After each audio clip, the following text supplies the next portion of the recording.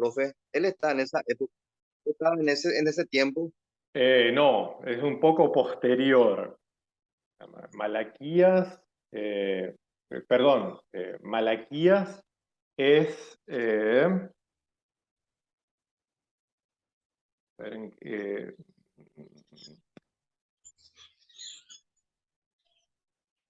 o sea, es de acuerdo al autor.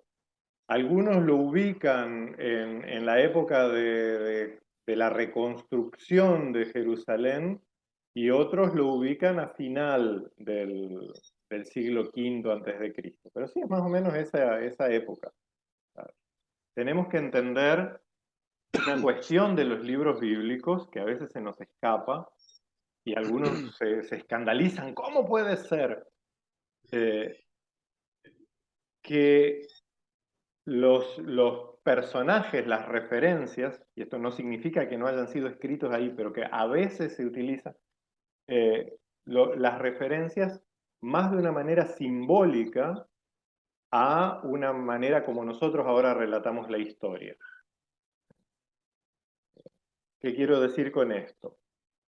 Que para la cronología de los libros bíblicos, lo interesante no es pasar eh, tal día, tal fecha, tal hora, como hacemos nosotros, sucedió tal cosa, sino la historia tiene tal significado, entonces,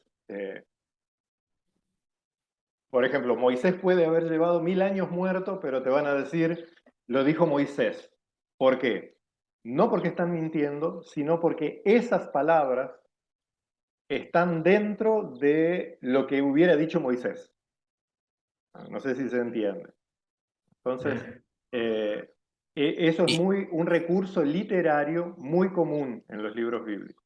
Y cuanto más poético su mensaje, o sea, su lenguaje, más común, porque todo es símbolo.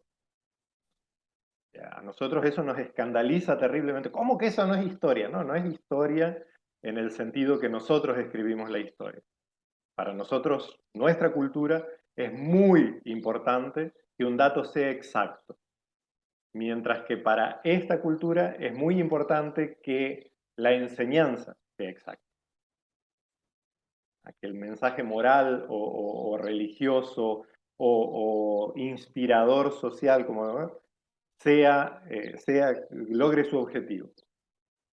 Entonces no ¿Cuál es el importa. correcto? ¿Cuál es el correcto, profe? ¿Cuál es el correcto de qué? Y sobre los dos puntos, ¿verdad? El tema de la exactitud del mensaje y si Pa- se le... o sea, ellos escribían para pasar un mensaje de enseñanza. El propósito de los profetas no es que vos aprendas historia, el propósito de los profetas es que vos seas fiel a la alianza. Ya. Entonces, hay un montón de inexactitudes históricas, como hablábamos aquella vez de Jonás. A los rabinos en toda la historia jamás les importó si un pescado se comió a Jonás o no. Ese no es el objetivo del libro. Entonces, los problemas de liberalismo, fundamentalismo, esos son problemas propios de los cristianos y es más, de los cristianos post-reforma. Ese jamás fue un problema de las escrituras. ¿De qué habla Jonás? Jonás habla de que Dios tiene misericordia para todos los pueblos de la tierra. Que inclusive profe, si te querés profe, hacer no, el no, loco, no adelantes todo mi tema, por favor, profe. no, pero Así no me vas a dejar sin te contenido. dejo sin contenido, bueno. Pero entonces, ahora Luis entonces nos va a explicar bien de qué se trata Jonás. Ya adelantaste de qué se trata, Luis. No, no, Pero pero depende del sorteo, de cómo salga no, el ahora siguiente, ya, ¿verdad? ahora ya vas vos, ya te A ver, adelantaste. Ya que, vamos. ya Sí, que vas a hablar de Jonás, el pez por la boca muere. sí, Ule, porque si yo empiezo ya voy a exponer sobre Jonás también, y entonces se va a También, vamos nomás, el quedar pez por la boca muere. Pero Adelante. entonces el propósito de la literatura bíblica en general, pero profética en particular, no es transmitir una historia. Y cuando leemos los evangelios es lo mismo, algunos se ofenden. ¿Y cómo Jesús puede ver? Hay contradicciones. No es problema, lo que importa es que esas palabras recordadas como dichas por Jesús. No importa en qué lugar lo pusieron del relato. O si en un lugar estaba en una montaña y otro estaba en un lago. No importa. Lo que importa es que el mensaje transforme tu vida. Porque esa es la razón de ser. Y cuando nos quedamos discutiendo sobre si el manto era más larguito de un lado o del otro, si tenía fleco o no tenía fleco, qué estaban comiendo en la casa de Simón el fariseo. ¿No? Son temas totalmente absurdos. ¿Sabes? Se pierde tiempo en tonterías. O sea, se cuela el mosquito para dejar pasar el camello. Entonces, esas cosas nunca pasaron por la mentalidad de los autores bíblicos. ¿No? Nos estresan a nosotros, pero a ellos no. En lo más mínimo. ¿No? Te dejo, Luis, que ahora ya sabemos de qué profetas nos vas a hablar. Te paso como administrador. Gracias, profe. Ya, Dame un segundito que te paso. puedo compartir. ¿Podés? Ya Dale, estoy, profe. Puedo dale. compartir. Sí, puedo. Adelante. Bueno, y como vamos a hablar de Jonás, me tomé el atrevimiento de usar ahí unas diapositivas de alguien que vive debajo del mar en una piña. Oh, mi héroe. Bob Esponja. Exacto. Un ratito voy a ver cómo lo... Ahí está. Está perfecto. Ah, querés Un pantalla momento. completa. Sí, voy a aquí. Me avisan cuando... Me avisan si pueden ver. Yo estoy viendo perfectamente. Sí, sí, Ok. se ve. Bueno, no voy a hablar de Bob Esponja, así que no se preocupen. Esperamos, por lo menos eso. Algo más fantástico. Lectura de Jonás desde los cuatro lados. Este es el profeta que yo escogí. Y bueno, para mi sorpresa, estaríamos ante un midrash. Entonces quiero partir de este presupuesto. Em, el midrash, que es un método didáctico para enseñar en Medio Oriente, que es muy conocido en Medio Oriente en general y en Israel en particular, se utilizaba precisamente para impartir enseñanza y se caracteriza por utilizar... Profe, un ratito acá me descargó el material que recién grabamos. Entonces voy a cerrar este. Ahí está. Siguen viendo mi pantalla, ¿verdad? Sí, sí, sí, Sí, sí. perfectamente. Bueno, estaba diciendo que en la Biblia, como ya señaló el profesor también, en las escrituras hebreas, muchas partes se caracterizan también por utilizar, cuando hablamos de mirarse específicamente como es la profecía de Jonás, se caracteriza por utilizar parábolas, utilizar historias fantásticas, narrativas fabulosas, didácticas, todo ello con un fin aleccionador. O sea, el propósito aquí es dejar una moraleja. ¿Por qué no decimos que este es un documento histórico? Bueno, hay varias razones, pero voy a señalar uno solo que creo que es muy importante, muy relevante, y es que las historias normalmente no terminan con una pregunta, y aquí el libro de Jonás nos termina con una pregunta como llevándonos a una reflexión, al igual que la parábola del buen samaritano de Jesús, ¿verdad? Que finalmente pregunta a Jesús, eh, ¿quién es el prójimo allí? O sea, invitó a una reflexión.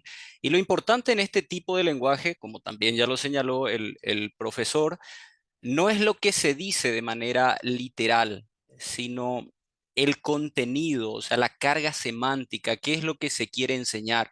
Ese es el énfasis. Entonces, habiendo partido de este presupuesto, de que no estamos ante un texto histórico, a pesar de que aparecen personajes históricos y también probablemente lugares históricos, eso no necesariamente le atribuye historicidad a la profecía. Tabla de contenidos, el lado económico, esto ustedes ya conocen, vamos a ver qué y cómo se produce, quiénes y para quiénes lo producen, el lado social, qué personas o grupos participan, qué clases sociales aparecen, qué problemas tienen. Em, y aquí tengo que, el profesor también preguntó hace rato si tuvimos dificultades, si tuvimos dificultades para encontrar respuestas a estos 4 lados.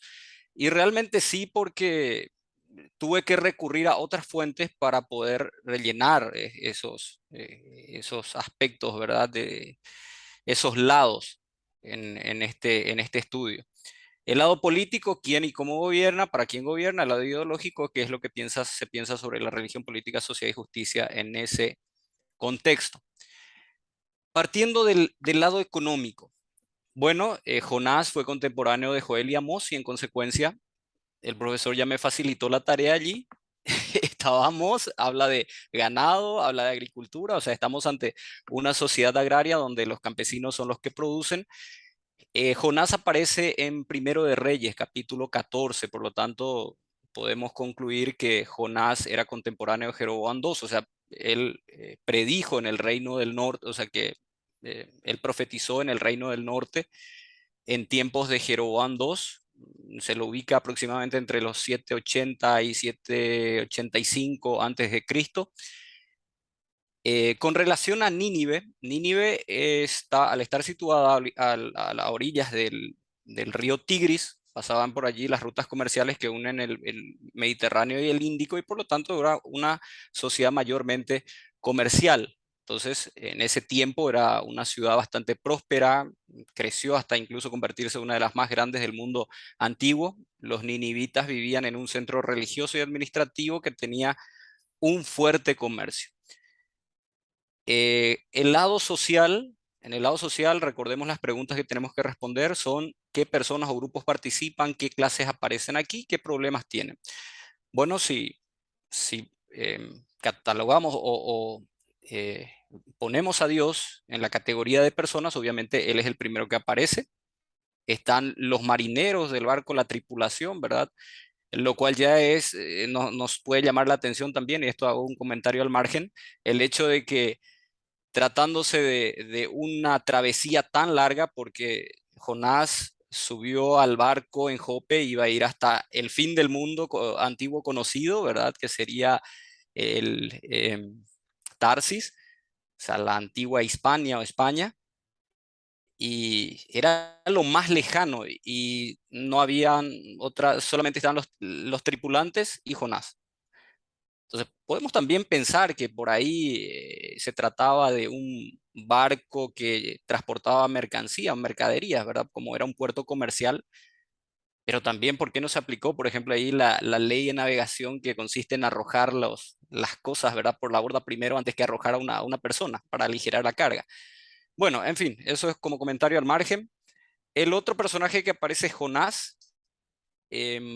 A pesar de que en el capítulo 1, estos tripulantes le preguntan a Jonás de dónde viene, qué oficios tienes, o sea, qué oficio tienes. No investigué y no encontré cuál fue el oficio de Jonás antes de ser profeta. Por ahí, si el profesor tiene esa información, no, por lo menos no encontré bíblicamente ni en otros documentos históricos. Lo cierto es que él fue profeta. No sé desde qué momento, no sé dónde fue llamado, pero era profeta. Y el rey de Nínive realmente era rey porque Nínive era una ciudad, y el que tenía rey era Asiria, y Nínive era la capital de Asiria. Por lo tanto, el rey realmente era el rey de Asiria, no era el rey de Nínive. Y este rey, si lo queremos ubicar en la historia, sería Adad-nirari III, y eso vamos a verlo en la siguiente diapositiva cuando hablamos del lado político. En Israel ya señalamos, de acuerdo al contexto histórico en que predijo, en que actuó este profeta, lo ubicamos bajo el reinado de Jeroboam II en Israel, el norte de Israel. Y este gobernaba, de acuerdo al texto de Amós también, que ya facilitó el profe ahí el trabajo, gobernaba en forma injusta, valiéndose incluso del templo y los sacerdotes para sus propósitos. En Asiria gobernaba, según la estela de Sabaá que puse ahí, que se encontró en Siniar, en el territorio de Siria en 1905. En esa época, entre 805 a 782 a.C., gobernaba Adad-nirari III. Y una característica de Asiria, si lo vemos desde el punto de vista también político y de las conquistas, tenía un ejército que era la máquina de matar más temeraria, más brutal y sanguinaria del mundo antiguo. O sea, eran hombres terribles, ¿verdad? Que a través del temor que infligía a los pueblos, los mantenía sometidos, ¿verdad? A través de una crueldad brutal, ¿verdad? Entonces, desde el punto de vista político, vemos que también otro evento, un escenario que se presentaba, eran las tensiones políticas entre los territorios o los gobiernos que se disputaban en la creciente fértil, o lo que se llama también la media luna fértil. Asiria, el imperio de Asiria por un lado, Egipto también era otro de los reinos que disputaban ese territorio. En el medio estaba Israel. Obviamente Israel era un aliado relativamente poderoso, no convenía a los intereses de de los asirios que hiciese alianza, por ejemplo, con Egipto. Entonces los asirios dieron el primer golpe y tomaron cautivos a los israelitas. Muchos de ellos fueron dispersos en los territorios de Asiria y otros huyeron al reino vecino, que era Judá. Esto ocurrió, según el texto bíblico mismo, hacia el 721 a.C. Muchos fueron entonces deportados. Entonces, ¿cuál es de tomar o someter Israel? Porque era un aliado relativamente poderoso que no le convenía tenerlo por enemigo o que se aliase con Egipto, ¿verdad? Bueno, esto desde el punto de vista político. Reitero una vez más, eh, el imperio asirio tenía el ejército más sanguinario de la historia, más cruel del mundo. Y solamente como como dato, cuando ellos tomaban, por ejemplo, a sus adversarios, cabeza, a otros los despellejaban, a otros les arrancaban sus miembros, duales incluso, y a otros practicaban bien empalamientos, según pude investigar, que consistía en introducir una vara por el ano de la persona y le salía por la boca. Bueno, esto es para... por qué esta referencia de la crueldad de este ejército? Porque eso me va a llevar a la conclusión.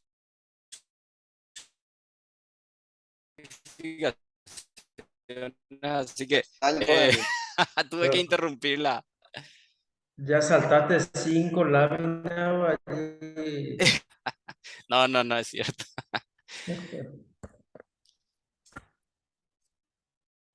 Profesor, tu micrófono. Ahora me di cuenta. Parecía que estaba congelado, pero yo estaba escuchando sobre Asiria y todo lo demás.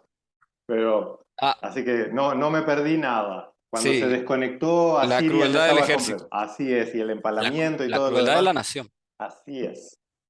Ah, ok. Nada se perdió. Sí, ahora ya, con eso. Bueno, como estaba mencionando, la nación de Israel disfrutó un tiempo de paz y prosperidad en aquella época. Casi olvidar a Dios, ¿verdad? ¿Para qué necesitas un Dios si está siendo pagado y sin necesidad de someter principios morales ni a reglas? Entonces, ese tiempo de paz, de riqueza, de prosperidad también condujo al pueblo de Israel a un periodo de ritualista, de idolatría. em, a diferencia de Nínive, que Nínive comenzó muy mal, pero ahora se arrepentiría. Y según algunos estudios que se realizaron, que por cierto fue un arrepentimiento temporal porque luego volvieron otra vez a lo suyo y el Señor trajo un juicio y acabó el imperio. Em, el arrepentimiento de Nínive pudo haber sido ayudado por dos plagas, una en el 765, otra en el 759. Investigué también cuáles fueron aquellas plagas, no sé, no sé si por lo menos en los materiales que pude encontrar no se registró eso. Pero sí, también pudo haberse debido a un eclipse solar. Entonces, como vino el eclipse y eso era una señal de mal augurio, de que los dioses les habían dado las espaldas, entonces ellos se arrepintieron. Y recordemos un dato no menor también, y esto como comentario también al margen, el dios de los asirios era Dagón, el dios pez, un dios mitad hombre, cabeza de pez. Y coincidentemente a Jonás lo traga un pez. Bueno, por allí va la idea más o menos a la que finalmente va a conducir esta profecía, la enseñanza que quiere llevar. Dialogando con el presente, nosotros podemos decir que como Jonás también tenemos serios conflictos con los atributos de misericordia de Dios. Por eso este mensaje realmente nos cae muy pesado. Nosotros deseáramos un Dios más exclusivista, más nuestro, más propio de nuestra denominación, de nuestra creencia, de nuestra fe, un Dios que solamente está para beneficiarnos y servirnos a nosotros. O sea, deseáramos que fuese un Dios más predecible, más ajustado a reglas, como que al malo, que el malo sea castigado, reciba la retribución conforme a su iniquidad, y que el bueno, en cambio, sea prosperado. Deseáramos meter a Dios en ese modelo. Sin embargo, eh, sabemos que en la realidad esto no ocurre así, no opera así. Eclesiastés 8:14 nos dice que hay justos a quienes acontece como si hicieran obras de impíos, y hay impíos a quienes acontecen como si hicieran obras de justos, ¿verdad? Y esto ciertamente es vanidad. Entonces, em, como no funciona muchas veces el mundo, como nosotros pensamos que los justos tienen que ser castigados y a los buenos les tiene que ir bien, entonces tenemos un conflicto con este atributo de misericordia de Dios y nos cae pesado realmente. Deseáramos que los impíos paguen su osadía, ¿verdad? De no vivir conforme con nuestros parámetros y nuestros criterios de justicia. Y esto nos lleva al mensaje que la profecía de Jonás tiene para nosotros, ¿verdad? Recordemos, aquí tenemos que responder a la pregunta: ¿qué es lo que nos enseña el texto y qué es lo que nos pide hoy el Señor y qué podemos hacer? Bueno, el mensaje de este libro, como ya he señalado, es muy difícil de aceptar porque el mensaje es: Dios también ama a los opresores. Y no solamente los opresores, recuerden lo que había señalado con relación al ejército de los asirios. ¿Qué practicaban? Despellejaban, le quitaban la piel en vida a sus adversarios, y esas pieles lo iban y los pegaban a los muros de de sus enemigos, de aquellas tierras de aquellos gobiernos que querían, o estados que querían conquistar, para infundirles miedo. Eran realmente brutales, ¿verdad? Las prácticas de estos asirios. Y lo que aquí nos dice es que Dios también ama a esas personas y Cristo también murió por ellos. Y si lo traemos a nuestro contexto, Dios también murió por asesinos en serie, violadores, traficantes, lo peor del mundo, la peor escoria del mundo. Cristo murió por ellos. Entonces, es normal que desear que individuos tan violentos y llenos de odio, ¿verdad? Como ellos sean castigados, reciban la ira de Dios, caiga sobre ellos la ira de Dios. Pero ahí es cuando Cristo viene y nos trae este mensaje de amor, que debemos nosotros aceptar. ¿Qué es lo que debemos hacer? Aceptar gozosos que tenemos un Dios compasivo, un Dios misericordioso, abundante en bondad y que permite el arrepentimiento del mal. Pensemos en las Maras Salvatrucha, por ejemplo, en estos personajes de allí de Centroamérica, la peor escoria. Y muchas veces como creyentes, ¿qué es lo que deseamos para ellos? Lo peor. O pensemos en estos movimientos, en esta gente que promueve el movimiento LGTBI, los homosexuales. Pero en realidad ese es el mensaje para ellos. Es cierto, Dios también traerá juicio, pero nosotros no somos quienes A nosotros se nos ha llamado a decir que el sacrificio de nuestro Señor Jesucristo y su misericordia está abierto para todos, sin exclusión. Obviamente, hay un requisito del arrepentimiento. Entonces, eh, el llamado en este mensaje es que no tenemos un Dios exclusivista, que es solamente para nosotros, es un Dios que ama a la humanidad y que quiere que todos los hombres vengan al arrepentimiento y conozcan al Dios único y verdadero. Cristo murió por todos. Si tuvo el agrado de salvarme a mí, entonces puede salvarle a cualquiera. Y mi, ese es mi pequeño aporte. Así que estoy abierto a las preguntas, comentarios, regalos. Súper, muy bien, Luis. Ofrendas. Excelente. Oh, ofrenda, Diezmos. pueden girarme nomás a... Y dirá el Señor, me están robando, ¿en qué? En los giros. Iba a decir la marca, pero no podemos. Jonás, por lo menos la persona histórica, se dedicaba a la profecía profesionalmente. Y en segundo Reyes 14:25 nos dice que Jeroboam volvió a establecer las fronteras de Israel desde la entrada de Hamat hasta el mar de Arabá, tal como lo había anunciado el Señor, el Dios de Israel, por medio de su siervo Jonás, hijo de Amitai, profeta de Gat-Hefer. Ok. Amitai también era profeta y Jonás, su hijo, heredó el negocio familiar.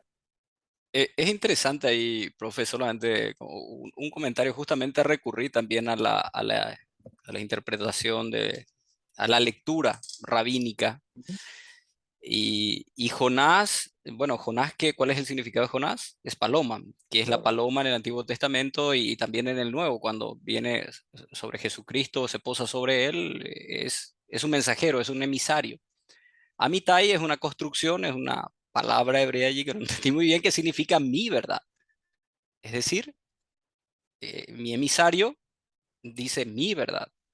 O sea, esa verdad que él está, que Dios está transmitiendo em, a través o sea, sería él mismo Él que está mismo, transmitiendo, así él es. mismo. Bueno, Profe, ¿en qué año, allá que no esté de acuerdo. profe, ¿en qué año fue destruido Nínive? Asiria, la verdad nunca fue destruida del todo, pero Asiria fue vencida ya por el siglo VII antes de Cristo. Por los babilónicos, ¿verdad? ¿O no? Así es, por los caldeos. Mm, Pero Asiria es hoy en día lo que es la sumatoria de Irak y Siria, no. ¿no? Irak, Irán y Armenia. Es Mm, la antigua Persia. ¿Sí? ese es Asiria, los tres. Ese es Asiria. En cambio, Mm, Siria, que hoy en día es Siria, era la parte, digamos, de Jordania, Moab y esos países. Ahora no recuerdo bien los nombres eh, Sobre Galilea. así es, encima de Galilea, pero ¿cómo era que se llamaba? Aquí no tengo los nombres, ¿sí? Eh, Elam ¿sí? Asiria también los tenía bajo su gobierno, pero propiamente el lugar asirio propiamente, o sea, el centro de su poder de donde venían era lo que hoy en día es Irán, perdón, Irak. Ya Irán era Persia. Entonces, Asiria se extendía, su poder se extendía más hacia el norte. Después, pues, obviamente, como imperio, conquistaron un montón de territorios. Pero los imperios antiguos eran extremadamente racistas. Solo Roma cambió eso, ¿no? Roma lo que hacía era, y por eso fue tan poderosa, por ejemplo, los asirios, los persas, los propios judíos cuando tuvieron un poco de poder esos 100 años entre David y Salomón, cuando lograron conquistar a otros, ¿qué es lo que hacían? Llevaban oficiales de su propia raza y los ponían a gobernar sobre esa población conquistada. Los romanos fueron más vivos. Los romanos, algo que hasta el día de hoy se utiliza, era poner títeres, gente del lugar, aceptado por gente del lugar, pero que eran títeres a servicio del imperio. Los Tendiguay. Los romanos no eran ningunos tontos, por eso el imperio romano, si vamos a lo profundo, sigue durando. En teoría desapareció, pero el mundo occidental como un todo es una continuidad del sistema romano.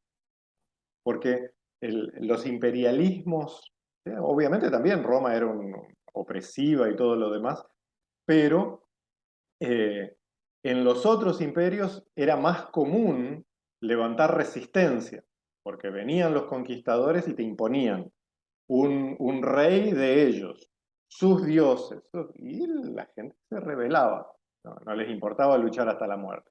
En cambio, Roma solo aplastaba a los rebeldes, uno de ellos los judíos, pero la mayoría de las poblaciones, los que aceptaban el sistema, enseguida adoptaban la cultura, el idioma.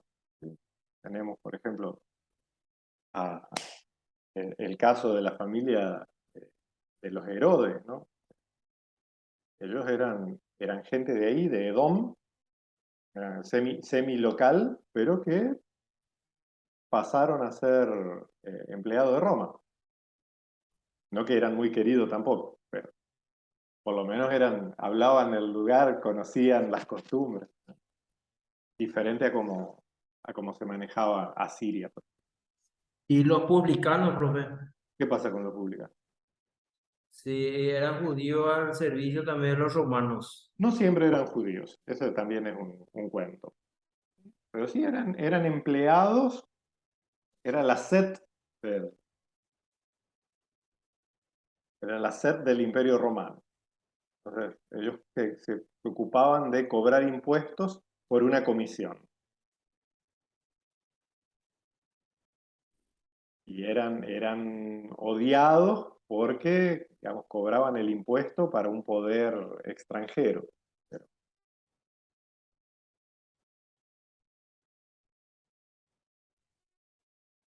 Pero no siempre eran judíos. No, no siempre eran judíos.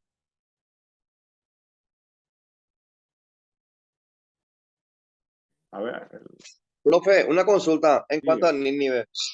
Ahí describe que el rey puso en ayuno a los animales y todos los habitantes. Ujú. ¿Eso literalmente se cumplió así, profe? No, como bien nos dijo Luis, No prestaste atención a mi... Jonás Póngale es un cero, profe. midrash. Jonás es un midrash, ¿sí? Es un sermón, un sermón interpretativo de un caso moral.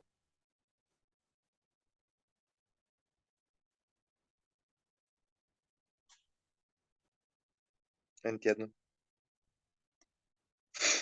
Y que eso no El debería ser conflicto, ningún hermano, problema para nosotros. claro, ¿Sí? el conflicto muchas veces que algunos plantean es que esto eh, pondría en tela de juicio el poder de Dios. Y es absurdo porque, o sea, el hecho de que, obviamente que Dios puede hacer incluso que Jonás tragara al pez, ¿verdad? Claro, ¿Cuál es el problema? Pero como ya mencioné también, no es tanto el lenguaje, la carga literaria del mensaje lo que se debe atender, sino lo que el autor quiere enseñar, a lo que quiere apuntar es a una enseñanza. O sea, la enseñanza, el contenido del mensaje es más importante que el lenguaje. así es. Porque muchas veces pueden ser lenguajes poéticos, ¿verdad? Pero en realidad es la enseñanza que está, que está allí, es lo que el autor está interesado en transmitir y no tanto cómo lo escribió Y no una la forma. historia. O sea, lo importante de los libros, y acá no es solo los libros proféticos, es la Biblia en general, no es que vos aprendas datos de una historia determinada, sino producir un efecto espiritual, moral, social determinado. Entonces, si vos te conocés toda la historia y no produjo el efecto que debía producir, o sea, gente discutiendo si un pez se puede comer una persona o una persona un pez, y eso no produce lo que Luis mencionaba en un momento de su exposición, no produce misericordia, aceptación de que Dios acepta a todo el mundo. Si no produce eso, entonces la historia no sirvió para nada. Se perdió el propósito del libro. Lo importante no es si el pez se comió a Jonás o no, sino si Dios es misericordioso o no.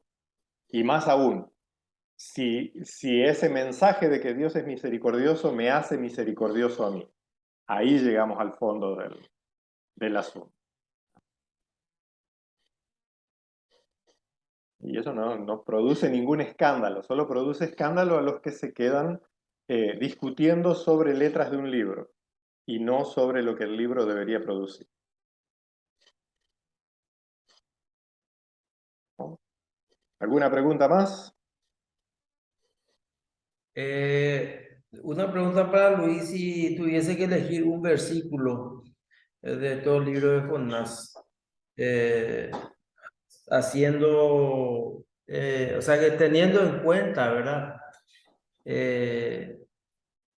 Todo su exposición, toda su exposición, ¿qué versículo elegiría? Yo elegiría el capítulo 2, versículo 9. Mas yo con voz de alabanza te ofreceré sacrificios, pagaré lo que prometí.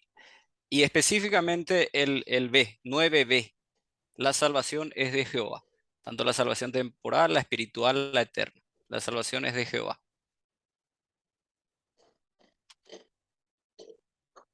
Súper. Amén. Y en cuanto a lo que hace rato hizo una consulta, Luis, ¿qué profesión tenía Jonás? Y era un profeta pagado, Profeta pagado. sí, asalariado. Para que veas que los profetas también pueden ser, pueden tener un sueldo, pueden tener un Sí, sueldo. pero no era trasquilador como vos, Sergio. No. Ya tenían que meter el comentario. El bullying. O sea, como vimos, más allá de la construcción simbólica que muy bien mencionó Luis, pero más allá de lo que es construcción literaria, está basado en un personaje real que era profeta de la corte. Entonces, así como Natán, ¿sí? Los reyes, tanto en el Reino Unido como en el Reino Dividido, los reyes tenían profetas a su servicio. Que su función no era adivinar cosas ni nada, sino constantemente asesorarlos al respecto de la fidelidad a la alianza. Solo que los profetas más chantas